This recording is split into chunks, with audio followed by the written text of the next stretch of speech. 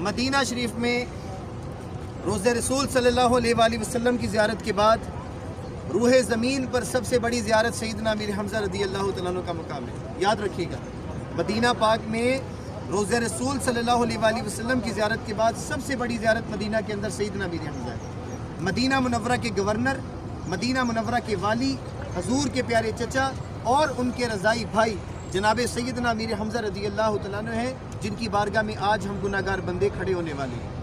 याद रखिएगा कि दुआओं की जो इल्तिजाएँ हैं मदीना पाक में अगर कबूल होती हैं तो वो दर सैयदना अमीर हमज़ा रज़ी अल्लाह तआला अन्हु का है। इस्लाम की दूसरी बड़ी जंग सन 3 हिजरी में इस मुकाम की जानिब लड़ी गई। इस जंग में प्यारे आका के साथ 700 सहाबा किराम शामिल हुए। बिलमुकाबिल लड़ने वाले कुफ़ार मुशरिकीन जो जंग बदर का बदला लेने के लिए मदीना पाक में आए थे वो 3000 थे। जिस जंग में मेरे नबी खुद शामिल हो जाएं उस जंग में कभी शिकस्त नहीं हो सकती। जब अल्लाह के रसूल प्यारे आका बदर में दुआएं कर सकते हैं, आसमानों से फरिश्ते उतर सकते हैं, तो क्या मेरे नबी पाक सल्लल्लाहु अलैहि वसल्लम उहद के मुकाम पर दुआ नहीं कर सकते थे? ये मेरे नबी की अल्लाह की रज़ा के बिल्कुल ऐन मुताबिक है। जितने भी सहाबा किराम उहद की जंग में शहीद हुए हैं ये तमाम के तमाम जन्नत के सहाबी रसूल हैं, जिन्हें मेरे आका ने दुनिया में रहकर जन्नत की बिशारतें अता की हैं।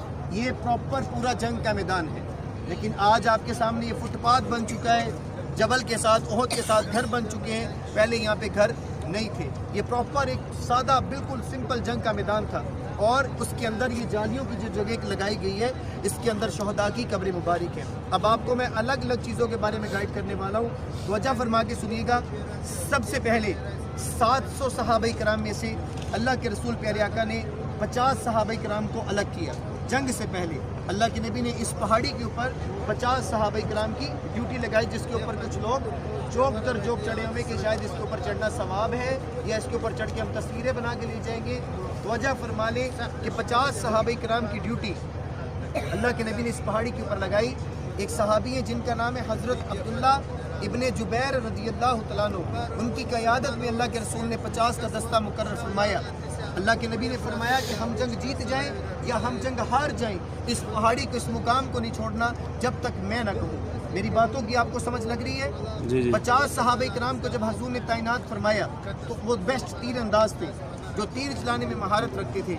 लेकिन जब जंग जीती जा रही थी, फतेह पा रही थी, इसमें जंग में फतेह नसीब हो रही थी, तो जो ऊपर वाले सहाबा किराम जो अल्लाह के नबी ने इस पहाड़ी के ऊपर तैनात फरमाए वो समझ बैठे कि हम जंग तो जीत चुके हैं, कुफ़ार यहाँ से भाग चुके हैं, मैदान जंग खाली हो चुका है।